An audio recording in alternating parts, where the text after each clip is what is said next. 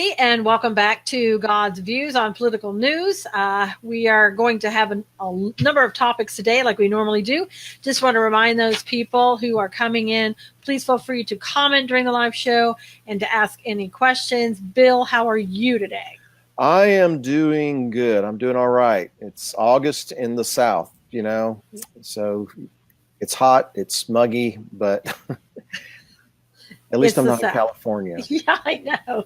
But your humidity is really thick. And so that's a hard toe to run. Humidity, earthquakes.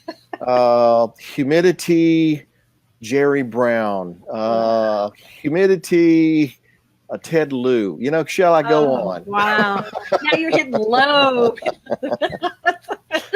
Hitting Lieu. Hitting Lieu. See, the thing with Ted Lieu is he spends so much time trolling the president on Twitter. If only he would get off Twitter and maybe do a little work. But then I think about, if he gets off Twitter and he actually starts to do some work, it could be a lot worse. It could fare worse for California, right? Yeah, he actually really shows up to work. Yeah. Well, So, humidity's not so bad when you think about it compared to other things, And as I was telling you earlier, I have some friends that left California. They've moved to what you described as Maryville, which I would call Maryville. No. I didn't say Maryville. I said Maryville. You said Maryville, Because it's spelled Maryville, and that's what it looks like, So they've moved. They've escaped California, and they're loving it so far. Oh, they're already here. They're already there. Yeah. Yesterday, escrow closed in their house. They left a couple days ago. They're moving in, and they're just so happy, so thrilled. Well, I'm thrilled for them. Yeah. As long as they don't try to bring California with them. No. These people won't. They are very much staunch Christians, Republicans, all the way. They're not looking for California. That's why they went to Tennessee, So you'll have good people there. The Beverly Hillbillies in reverse. Okay. Exactly. Okay. So I see everybody coming in. A couple of people there: Chezzy, Linda, Beth, Dawn, Darlene, Renee. Hello. How is everybody? Glad you're back here today. Thank you. Every week we talk about the comments that we get from people. Thank you so much for the comments and questions you ask during the show. Renee said things aren't spoken as spelled here in the South. That's true. That's true. It's not Louisville. It's Louisville. It's not. Asheville. It's Asheville. I grew up in Asheville. It's Asheville, people. I don't understand. Why don't you just spell it VIL and leave the rest of them off? Hey, we say things funny. Ted Lieu. Okay. Yeah, exactly. All right. So let's talk about what's going on. I guess a lot of people have been watching the Manafort trial, Paul Manafort. As you know, Mueller brought 18 charges against him connected with bank fraud. This has been the fourth day of deliberations on him. And there has to be, each count has to be, the jury has to decide unanimously that he's guilty or not guilty on each count. Now, we just heard a little bit earlier today that the jury came back and said to the judge, well, what if we can't be unanimous on one count? What do we do? And the judge says, go back and deliberate. So that's where we are right now on that case. Okay. Well, let me just kind of, let me ask a couple of questions. This has nothing to do with Russian collusion. This really has no direct connection to the president and his administration, other than Manafort worked for the campaign for a while, correct? Well, I guess if you want to take that point of view, Bill, I mean, that sounds too conservative to me. Now, the Democrats would say, it absolutely has everything to do with Russia and everything to do with the Trump campaign, because after all, he was the campaign manager, for the Trump campaign. So there you go. But no, it has nothing to do with Russia. Well, I mean, all the charges that are brought and the case that Mueller's trying to make are things that happened before he was ever associated with the president. Only 12 years before, Bill. But only that's 12 years before. Okay, all right. I got you. And the thing of it, too, Manafort was investigated by Rod Rosenstein for this very same thing back 12 years ago, or 2005, somewhere around there, 12 plus years ago. And Rod Rosenstein said there's no problem here. So what are your prognostications here? Well, if I'm a Democrat, I'd be looking at it and saying he's guilty. He's going to be guilty on all 18 counts. If I'm a liberal Democrat, when I say Democrat, if I am a reasonable Republican, I'm going to say, number one, Mueller has wasted taxpayer money with something that could have been brought by the DOJ or the IRS for something with IRS implications here, that maybe he didn't pay taxes on this or he defrauded. This didn't have to be brought by Mueller. This is just another way of trying, as the president says, to try and to ruin a man's life. And I really do believe this is a way to get back at the president and try to get somebody to squeal, to snitch on the president when there's absolutely nothing to snitch on. Well, if that is what's going on here, then wow, when they stand before the Supreme Judge, they're in, it's, how you judge is how you're going to be judged. And so if they're just really trying to put the screws to somebody just out of spite, doesn't speak well for some people that are supposedly pursuing justice, does it? Well, but it's what I've been saying for the last couple of days. The definitions have been changing. So the definition of justice isn't the definition that you and I know. The definition now of justice on the left seems to be more do whatever it takes in order to bring down the president. And that's justice. It surely seems that way. Now, in other news, Chessie says, and I'm sorry, I have to comment on this, that in her other community online, we're debating on how to say pecan or pecan, I guess. Some are saying pecan. I grew up in the pecan capital of the world, Albany, Georgia. It's pecan. Moving on. Actually pecan, but okay. Oh my gosh. Okay. All right. I'm sorry. Had to comment on that. All right. Anyway, back to Manafort. You mentioned to me before we came on that this is like the fourth day of deliberation. Yes. So typically that bodes well for the defense, doesn't it? Yeah, usually it does. I mean, but again, if you're looking at 18 counts, it could be that it's just taking them a little bit longer. And so Chessie said, no, Bill, it's not pecan, it's pecan. I'm just trying to stir the pot, so. Stir the pot, that's what you're doing. But so I think, they could be just taking a long time trying to figure out each and every one, and that's what took so long. And as somebody else said, I hope he's found not guilty. Linda said, I'll be glad if he's found not guilty. I think with 18 counts, they're probably going to find him guilty on something. Because, you got 18 counts. And, maybe if one of the counts is he a bad dresser, they'll find him guilty on that, because obviously with an ostrich jacket, most people are going to be saying that's, he's guilty of bad dressing. So there you go. Well, what is, in your view, what's the more substantial charge that's been brought against him? Well, they want to say that he basically, he lied, he misrepresented his assets and things like that in order to get loans from the bank. So bank fraud, are they going to find that? Now, throughout this whole trial, it was kind of fraught with the judge getting on the prosecution saying, you're not proving fraud here. You haven't really proven fraud. Yeah, just because he spent a lot of money on clothes doesn't mean he committed fraud. See, a lot of people are agreeing with me today on the pecan, and somebody else in Texas said it's pecan. So there you go. Depends on what part of the country you're from. And now we're having discussions on pecans. Okay. All right. Continuing. And the comments, and hey, Marlene, weigh in on pecan or pecan. So anyway, I just think that this whole thing, I don't know if they've really proven their case. I do know that the prosecution got mad at the judge for kind of calling him out in front of the jury a couple of times, and they filed something against the judge. The judge seemed to have calmed down a bit. He was a Reagan appointee, and I think that for some of the things that I saw going on in the trial, some of these prosecutors seemed like this was their first day at being prosecutors. Law clerks would know better than some of the prosecutors and the things that they did. One of it not addressing the judge as Your Honor, but saying, yeah. I mean, most people know. Everybody's watched Perry Mason knows you don't do that. So. Exactly. So. Well, is this the same judge that said he had received death threats over this whole affair? Yes.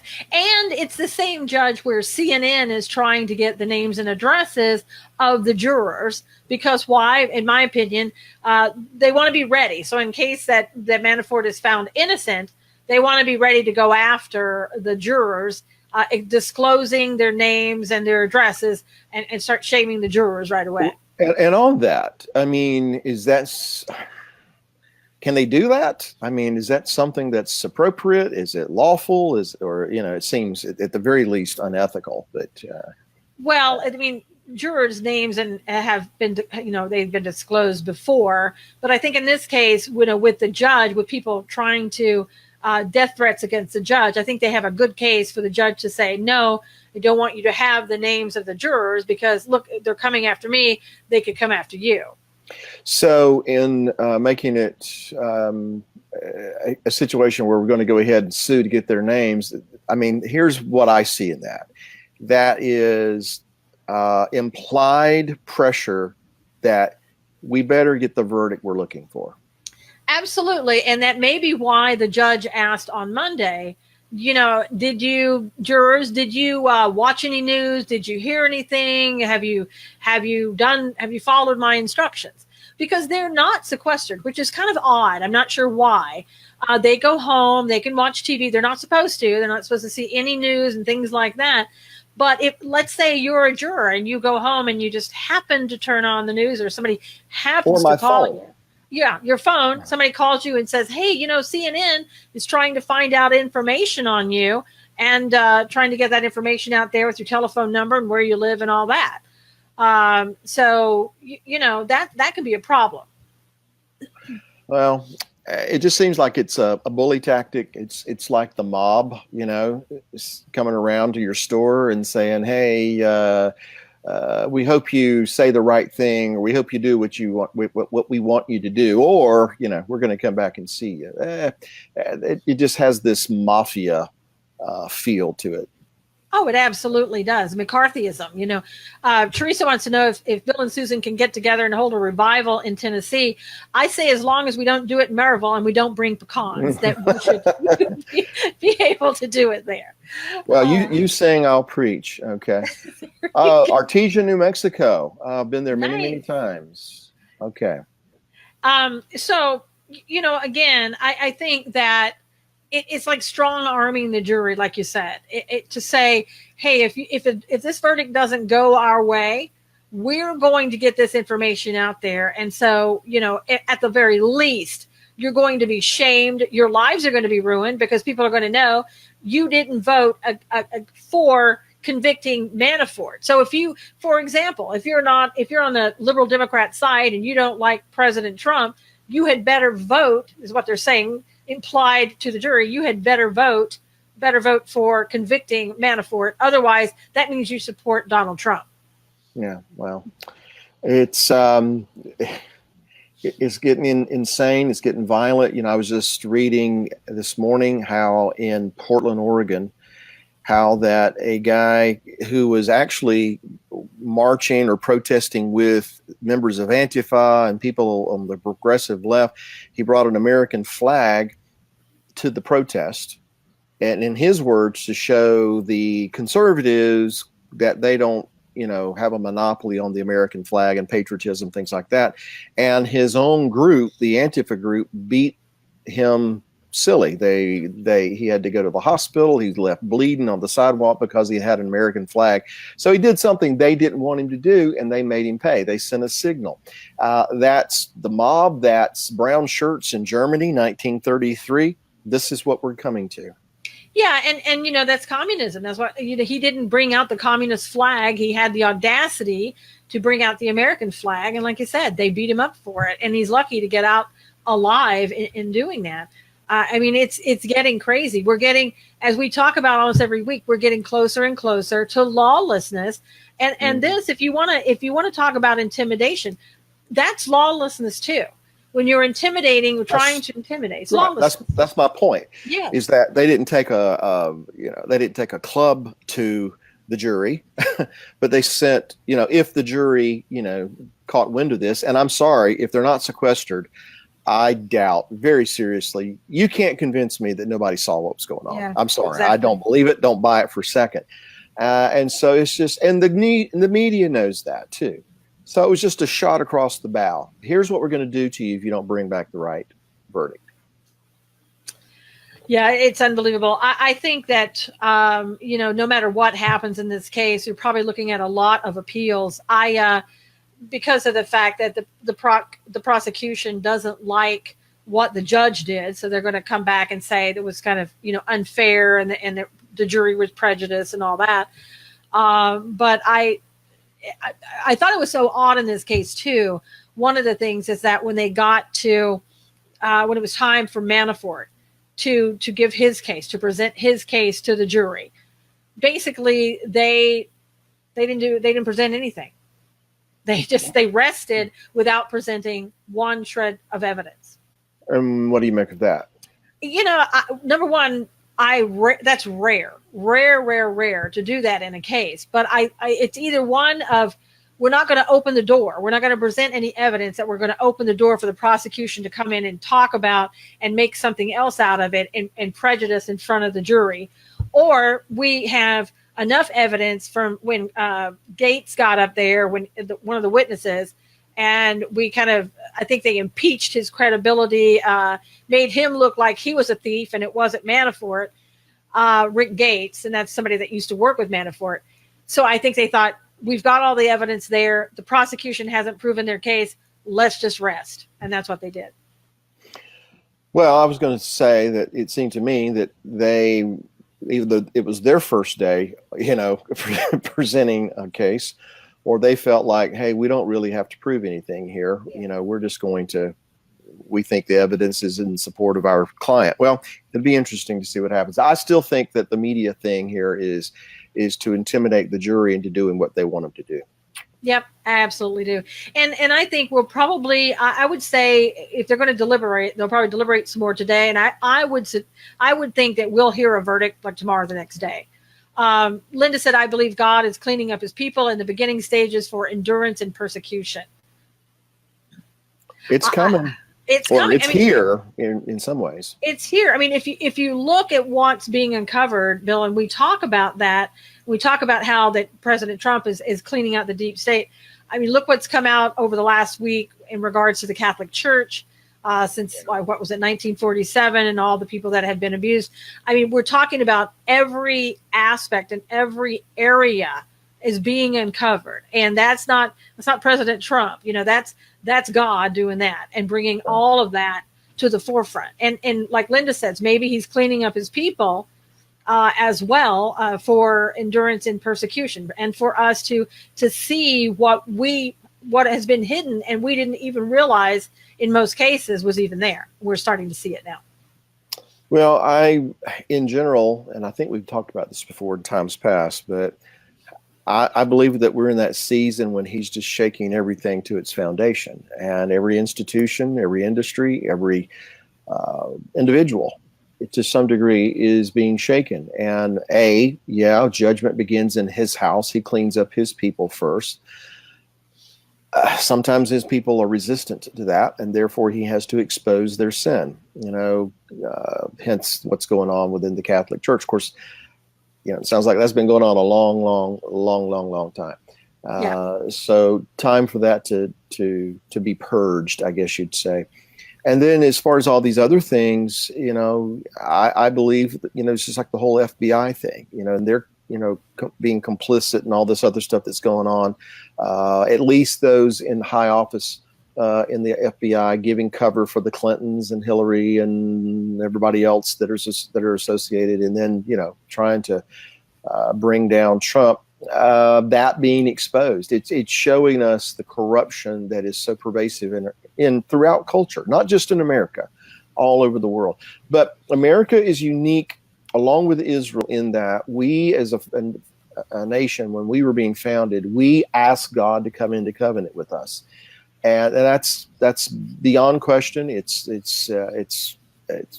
there in history, and even though some of God's people and most Americans have kind of lost touch with that idea and forgotten about that, God hasn't.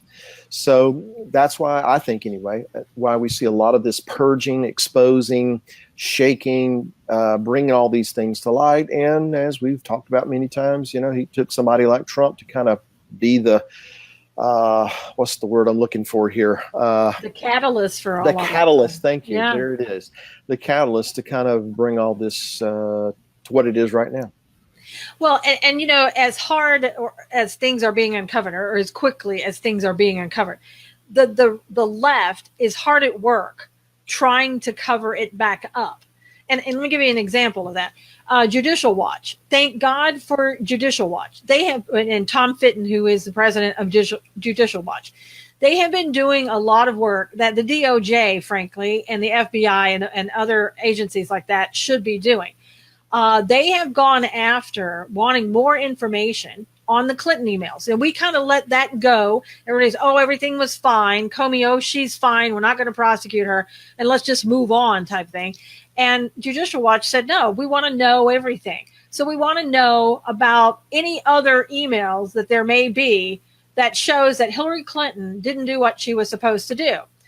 And they found 5 more emails that Hillary Clinton said she didn't have, but they found them during a FOIA request with the FBI and the DOJ.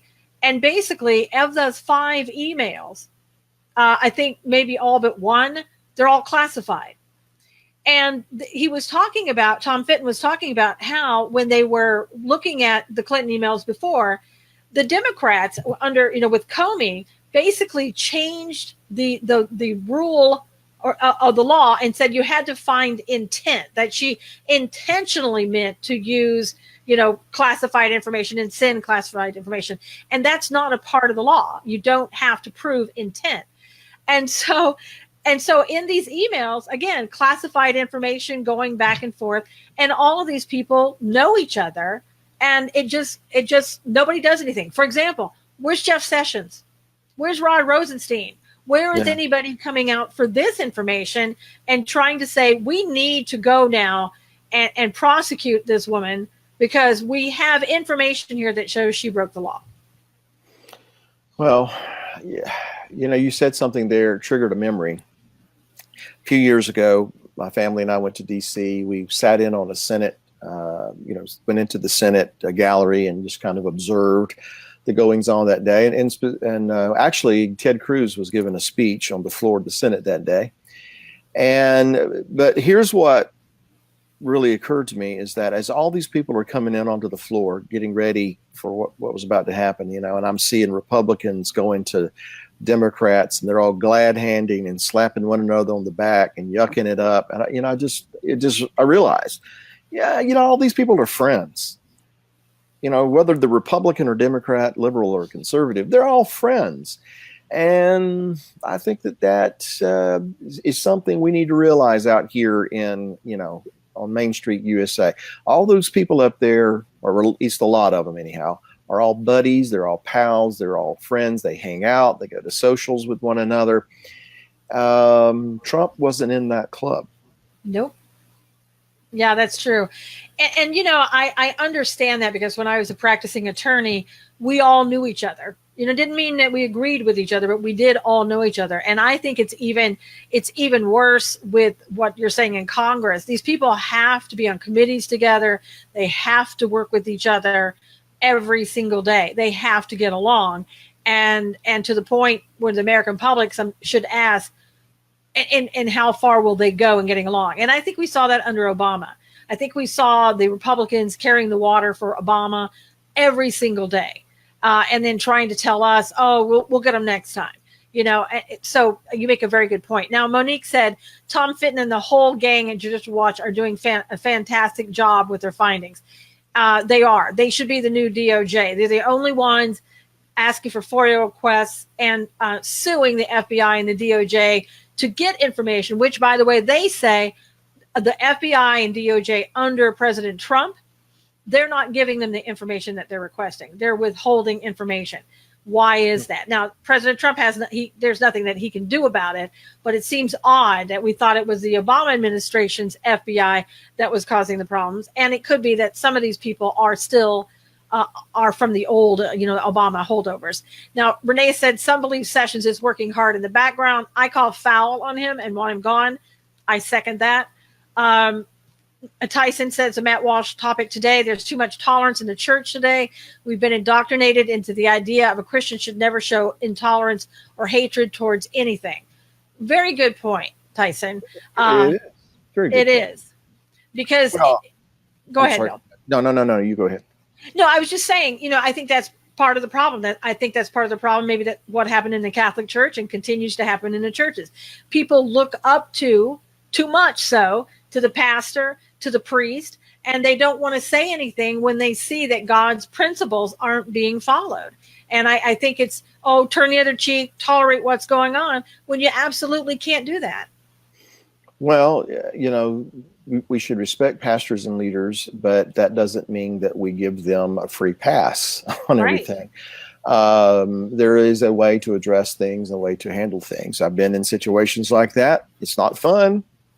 But there are sometimes you just have to, go to that person and say, in private, first and foremost, and confront the issue as far as the pastors or leaders who are engaged in things that are wrong. As far as the church itself, and maybe this is something that Tyson was really addressing here, as far as a believer, leadership or no, that we are supposed to be tolerant of everything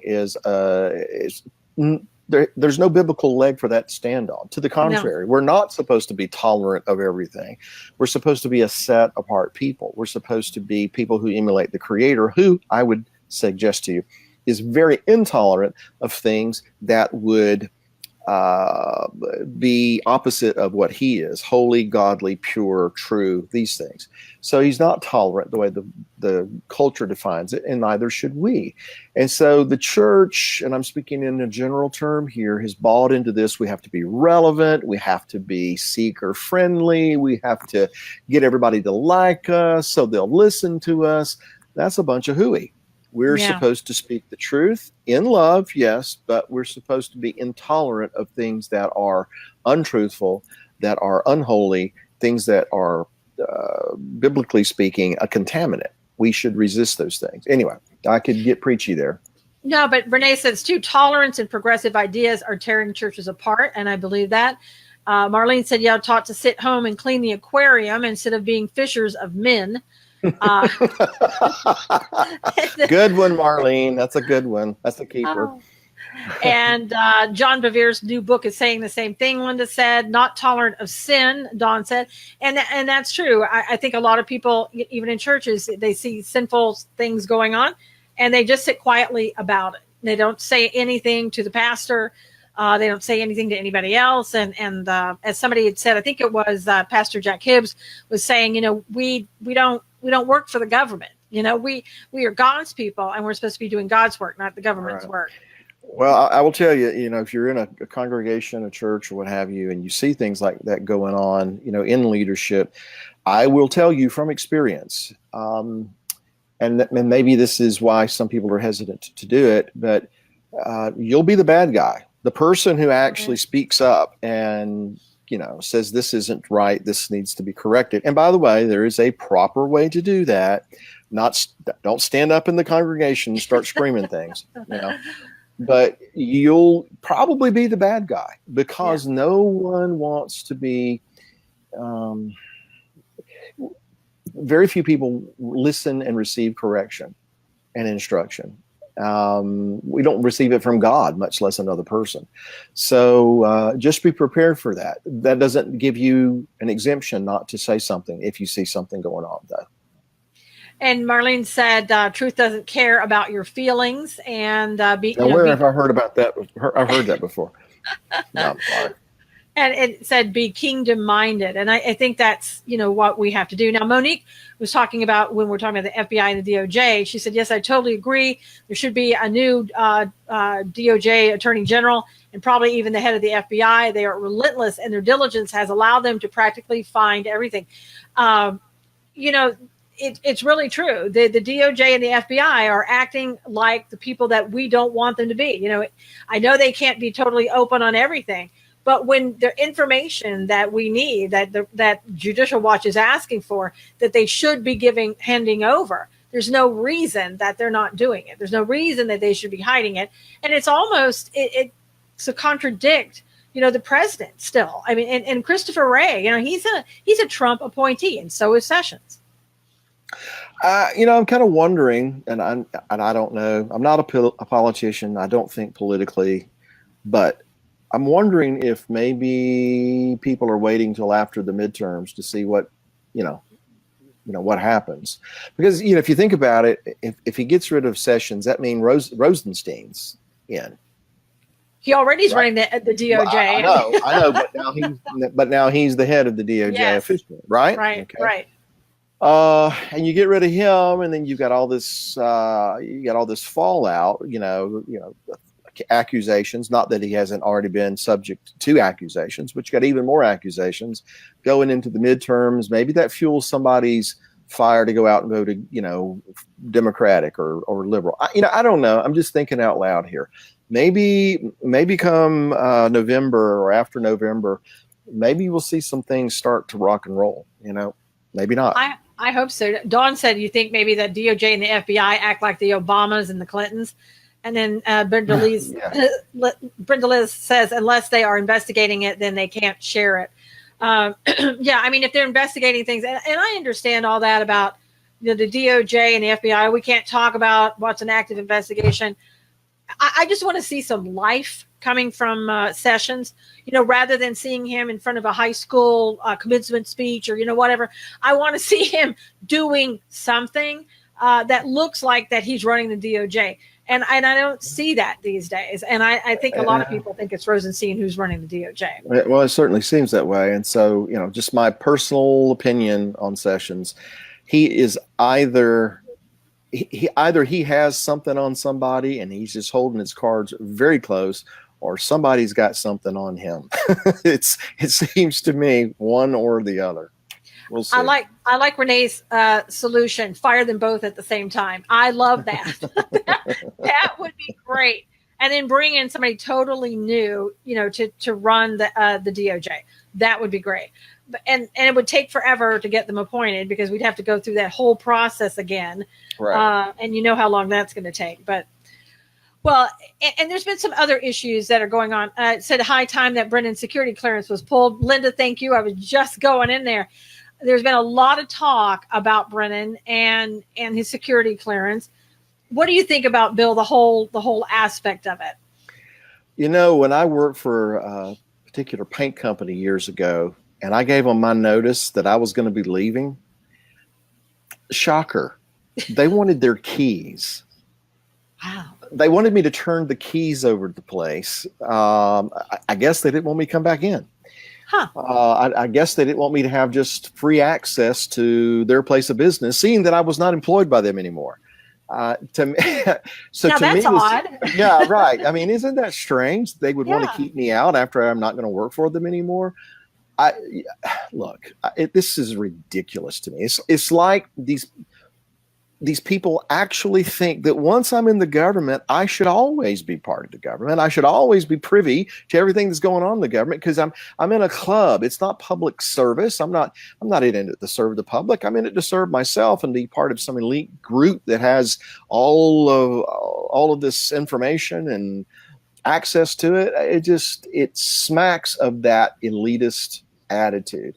That's my take on it. Anyhow. No, I was thinking the exact same thing. I was saying, isn't this the epitome of what an elitist thinks? That basically, you know, I am part of an elite group that can tell you what's best for you, that determines what and how you should live, because I know everything better than you do. And a lot of governments, you know, and we've seen that in our own government, rhinos and Democrats as well.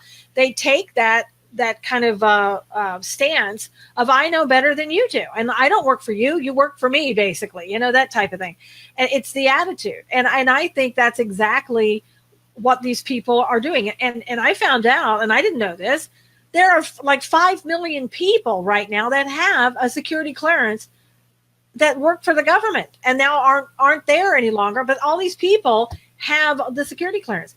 It's one more thing that none of us knew about that's getting revealed because of the circumstances. I don't think people really thought. I mean, I thought maybe the presidents still had their security clearance, the former presidents, on a need-to-know basis. Yeah, I mean, to a degree, I can see that. Right. Know? But I didn't think that everybody, CIA, FBI, DOJ, and how, what are we talking about? Where does it end? When is your security clearance cut off? Right. Well, I mean, it just seems to me you leave a place of business, you don't have access to that business. There's things you knew, there's things I mean, in a lot of businesses, depending on their industry, sometimes Right. you have to sign a non-disclosure, or you have to sign you're not going to compete with them. What do they call that? Non-compete. Okay. You can't use what you learn here to go out here in the secular world or in the industry and compete against us. If you think about that aspect of things, people who work for the government use that all the time to parlay it into millions of dollars in some kind of angle on a business or something. So anyway, I just feel that when you leave, you if anything, you don't have to be stripped of your security clearance, but you should not be allowed to have access to things and on a need-to-know basis only, and that's the way I feel it should be. But you're talking about a man who has proven that he absolutely hates this president. There are some speculation, even from the National Security Advisor, John Bolton, that he may have leaked information in the past in regards to this president. And there are others that still believe that he's one who worked with Robert Mueller, according to the president, to get this whole witch hunt started. I believe that too. Well, I mean, I'm still puzzled as to how a man that voted for a Communist Party ticket at one point ends up heading the CIA. I know. That's to me, that's scarier. Just, anyhow. I know. And Vicki said they keep the clearance to work with private contractors, but the government, should pull the clearance. And if they need a clearance, then the private corporations should get them one. Even former presidents, including Obama, has a clearance in case Trump wants to ask him something and he needs it quickly. That I totally understand. I get that. And again, you can keep these things on sort of a need to know basis. Jared is saying if they don't work there, pull their clearance. I think what most of these people want to do, like Brennan, he wants to be able to go to a place like CNN and go, look, I have a security clearance. I won't be telling you all this information, but, wink, wink, I can get you some things that you might not know beforehand or for somebody that doesn't have a security clearance.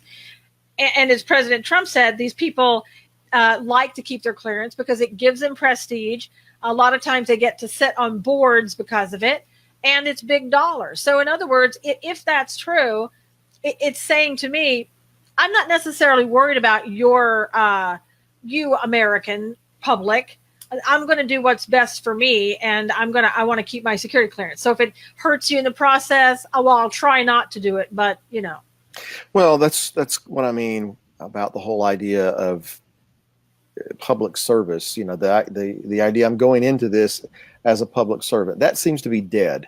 There are some exceptions to that. I think I can think of a few people that my observation is they probably do have that idea. I'm here as being a public servant, but I can count them on that hand, Yes. The rest of it is, self-service.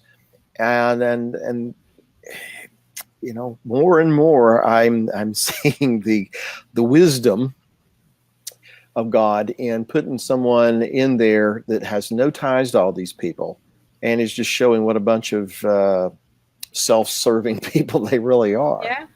Just think about it. I mean, if it had been Ted Cruz, none of this, I don't think any of this would have happened.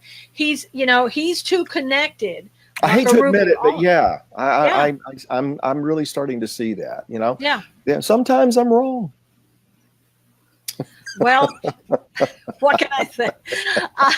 Tyson said people's integrity can change. It's not always a lifetime of access once past secret clearance. And I that's a very good point, because you don't know what's going to happen when a person leaves. And again, if you could limit the scope of what they can do, I think that would be better. Darlene said Hillary has had the entire intel community at her disposal. Don't think she needs one. And again, there's another person that has her security clearance that hasn't been pulled, as far as we know. That's scary. Very scary. Marlene said lots of military past and present also. They need to know is what they're not following. You can have a clearance, but if you have it and don't have the need to know, you should not have access. Absolutely. And other people were saying, Monique was saying, when she worked in a certain job, when people left, they took their badges, they took their clearances. I had a secret clearance at one time. I was working with the military. I saw things that in the very beginning stages of stuff that is now expanded. And so I knew everything in a secret clearance. And I knew also I couldn't tell anybody or leak information. And when I left, I don't know what they did with my clearance. I just assumed I never had it anymore. There was no need for me to have that secret clearance. John said in military, it's clearance, need to know what will you do with this information. And I think it's something that we need to look at. And although 150 former officials have come out and said, look, we don't necessarily agree with what Brennan has said in regards to the president, but we don't want our security clearances taken away. And my response is, why not? Because of the same things that we've been talking about. And I just feel that one of the things people are saying, well, Trump got into trouble because he's just mad at Brennan. He shouldn't have singled Brennan out. I think President Trump can take away anybody's security clearance. And so what if he singled Brennan out? So what? Yeah, I have no problem with it. I get a driver's license that's good for every so many years, but it expires, Mm-hmm. and I have to go back and prove that I'm able to operate a motor vehicle. I mean, I know it's apples and oranges, but the whole idea is, I'm not given a lifetime pass to do that. I mean, I had a library card when I was a kid. I'm pretty sure it's expired.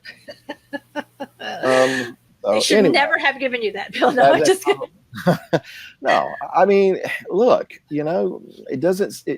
It seems to me these people, a good bit of them anyway, they think that once I'm in the government and I have this, I should have it for the rest of my life. At least that's the message I'm getting. Yeah. Well, as Dawn said, they were using the excuse of them meeting with world leaders. Sorry, but I have a problem with them meeting with world leaders, especially, I went too fast, especially when they are so against this administration. And that's a very good point, Dawn. As you recall, John Kerry, former Secretary of State, was meeting with Iran and trying to keep that Iran deal going when he knew President Trump was against it. And so, to me, when you have somebody like a John Kerry with a security clearance going in and meeting with a country that the president of the United States is against the agreement that they have with it, then what are you doing? Why are you being allowed to do that? And that should never have happened in my opinion. Aren't you colluding with them? Yeah, sort of. You're undermining the president of the United States, his administration. Exactly. But, justice is for just us. Yes. According to a lot of people. And Darlene said Valerie Jarrett is meeting with Iran too. And, that should never happen. That should never happen. Well, I don't know. Maybe some things will, be moving a little faster after the midterms. I'm reading more and more reports from people who seem to speak confidently that there's not going to be this blue wave that the media has been telling us about. I certainly hope not. I guess we'll see. But it might be that some are just waiting till after the midterms to really shake things up. We'll see. I know Garrett said that it sounded like treason to him when somebody would do that, would go against the president. And again, we've said nothing about what John Kerry did. The Republicans have been quiet. Linda said, sounds like something Satan would do. Monique said, Brennan clearly made it known that he's an enemy of the state and of our president. If he would hang him, he probably would. If he could, he probably would. It's asinine that he would be shocked and disappointed. Ex-politicians and military now work with and lobby for China, scared to think of secrets being given and or sold, Renee said. Good point. Once again, a treasonous act not prosecuted, Brenda Liz said, and very true. We should have been looked into. And Brendan is probably more embarrassed and shocked and disappointed, Monique said. And a wave is coming, but it's a red wave, and that's what that Don is saying. And people need to have accountability for their actions. And I think that's one thing that's been missing. We haven't kept made people accountable for their actions. And once again, we're starting to see things come to the surface where it's sort of like a hole in our armor where we say that, man, we better do something about this. This could be problems. And maybe it already has been. Accountability is non-existent in most of our culture today, not just in government. We don't hold kids accountable at school. We don't keep people accountable on the streets. We don't even keep people accountable to be a guy if they were born with guy stuff. They can be whatever they want to be. So we don't hold people accountable. And accountability is the barrier that prevents a lawful nation from becoming a lawless nation. And the fact that no one is wanting to hold anything that requires accountability accountable leads to all this nonsense, this chaos, all the stuff that we see going on. And it's frustrating, to say the least. Yeah, well, and I also, this is kind of something that's come out again. This is, I think you have to thank Judicial Watch for this. There was a Pentagon analyst named Adam Lovinger, and this happened back when we were right before and during the campaign. He became suspicious. He worked for the Defense Department. He became very suspicious when a Clinton crony, Jacqueline, I can't remember her last name. I think it was Jacqueline something Deal, and a man named Stefan Halper, who had a lot of deep ties with the CIA and was a Cambridge professor. When they started getting a lot of contracts coming their way from the Defense Department, and he came out as a whistleblower, basically, when he had his security clearance taken away from him because he dared bring this to the attention to somebody. Mm-hmm. And this Halper guy, I won't go into too much, but this Halper guy was one of the people that met with George Papadopoulos and asked him, hey, do you know anything about the Russians and the emails, anything being hacked to the Democrats? When Halper said, here, I'll give you $3,000 if you'll come to Europe and write a paper about energy. And while he was there, he asked them these questions. And so Tom Fitton is thinking that's a possibility that now our Defense Department was involved in trying to get information on Trump and spying on Trump during the campaign. And this is just another indication of what as Republicans, nobody's really looking into. And Judicial Watch, again, is doing all the work. Well, we need to pray for those guys yeah. that they'll continue to be insightful, to see where the trail follows, and that God will give them favor with the courts, I would assume, that would release this kind of information, or however that process, goes about, however you get this stuff released, because at least somebody's doing it. And again, if being given the fact that Trump is God's man for this hour, again, I just see the wisdom in bringing somebody from the outside to kind of pull back the curtains and let us see what's going on behind the scenes. Whether that changes the hearts and minds of Americans, I don't know, but at the very least, we couldn't say we never knew. We couldn't say that no one ever showed this to us. We weren't exposed to this. It's obvious. Well, and it's funny that nobody's complaining about this guy having his security clearance taken away from him. That when he blows the whistle, then it's. Yeah. Well, didn't Brennan take away the security clearance of one of the guys that was on the ground in Benghazi because he was, raising questions and issues about the whole stand down order? Yeah. And so Brennan's the one that took his security clearance away from him, basically to try to shut him down.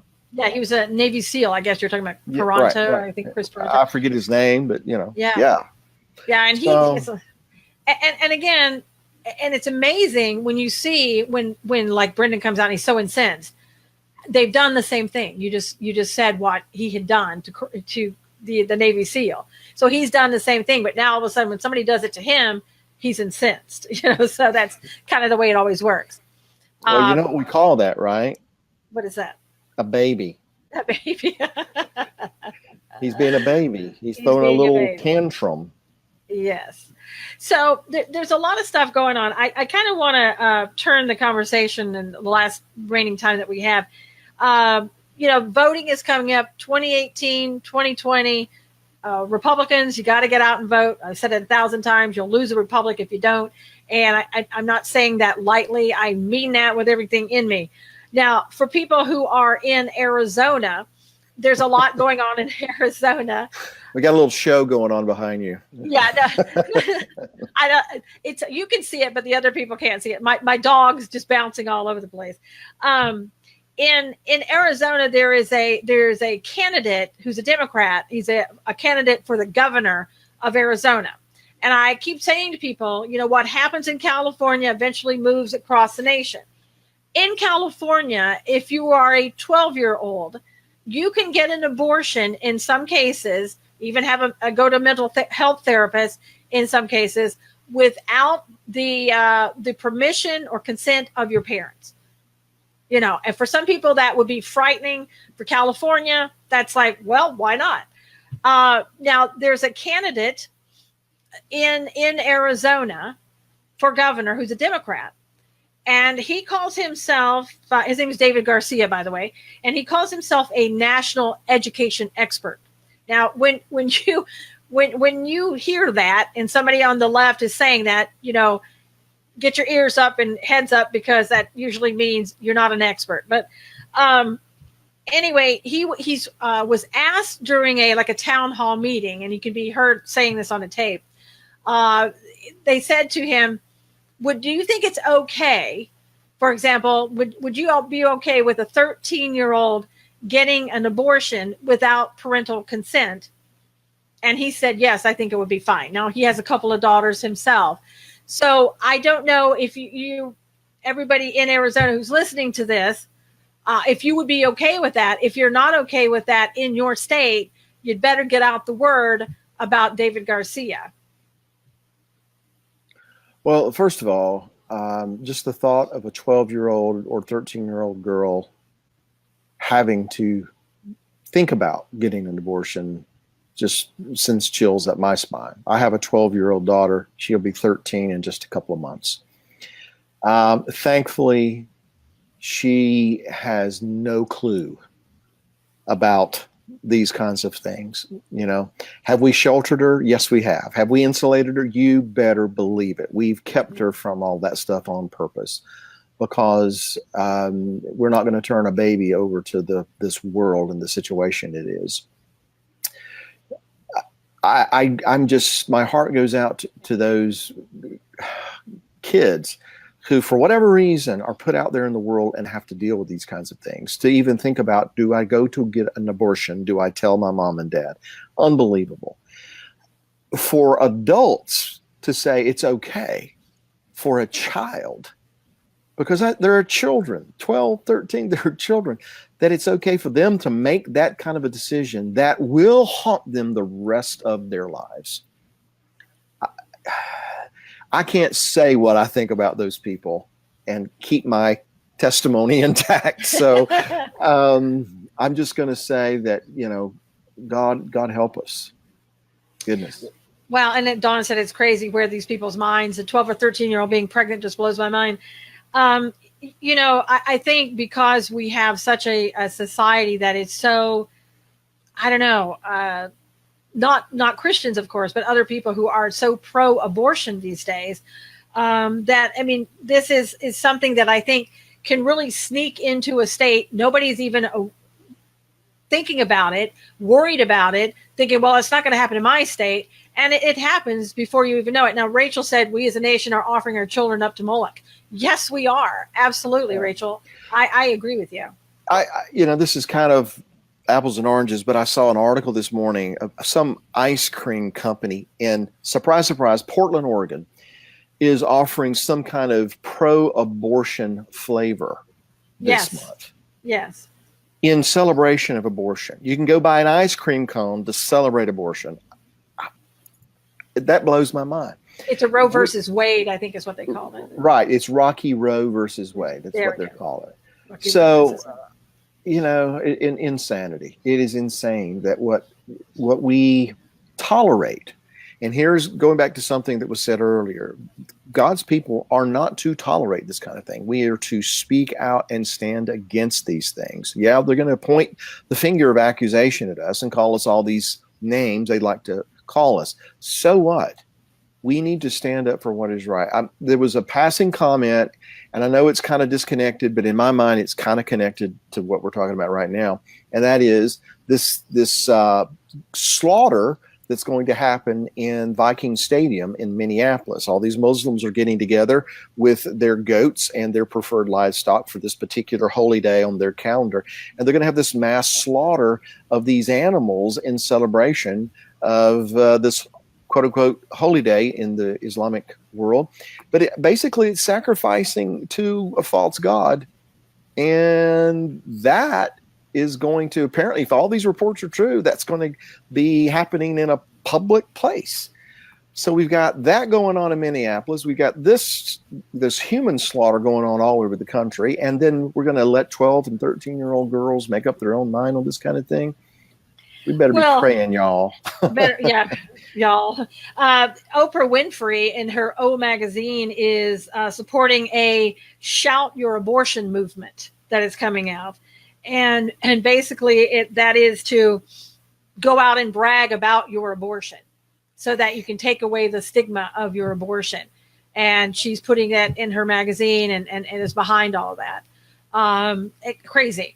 And Dawn is saying, when you talked about what's happening in Minnesota, where's PETA, and who knows about that? That is crazy. Where are they? Normally they would be out and saying you can't do that, but I guess it's okay if it's the the Muslim religion. They will scream at you, "Don't judge me. I'm not judging you. God judges you."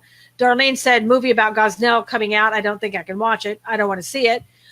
Jared has said, God has already destroyed a generation because of the sin being worse and worse to prevent the next generation from taking it to the next level.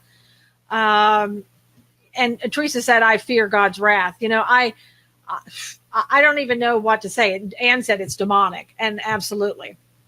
Well, there's a lot of crazy things going on. I'm sorry I interrupted you. No. And Dawn was saying that then the Satanist statue on the Capitol grounds in Oklahoma. I think it was Arkansas. It was Arkansas, but they tried to take it to Oklahoma once before. I think they took it up to Michigan. I think it was a couple other places, and they're kind of just making the rounds.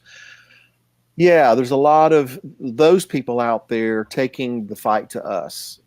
Where are those on God's side taking the fight to them? And so I know we got just a couple of minutes here, but something that struck me when you mentioned Oprah. Do you know where she got her name from? Have you ever read that story or heard that? No, I can't remember. I think I read it, but I don't remember. Her mother named her after a woman in the Bible who actually her name was Orpah, not Oprah. But they got the letters mixed up, and so she comes out as Oprah. But she was named after Orpah. Orpah is the other daughter-in-law of Naomi, the woman who is going back to Bethlehem, who Ruth says, wherever you lodge, I will lodge. Your people will be my people. Your God will be my God. Well, Orpah goes back home to Moab. In Jewish tradition, Orpah gives birth to a person named Goliath. The giant that taunts God's people. And so here's where I'm going with this. All these people out there doing all these things are out there on the state capitol grounds in Arkansas. They're out here in Viking Stadium. They're out here, all these different places, and they're taunting God's people by, we're going to shove this down your throat. It is time for some giant killers to rise up. It's time for God's people to take this fight to them. And Les says here, brag about the willful murder that you murdered your baby. How insane and demonic is that? And it absolutely is. I mean, and it's getting worse and worse. And I have to say, Bill, that what you were talking about, we need to stand up. there aren't a lot of people who are speaking out about that on the right. Marlene said, run and don't be weary, fight back, my fellow believers, speak truth and love, don't be politically correct.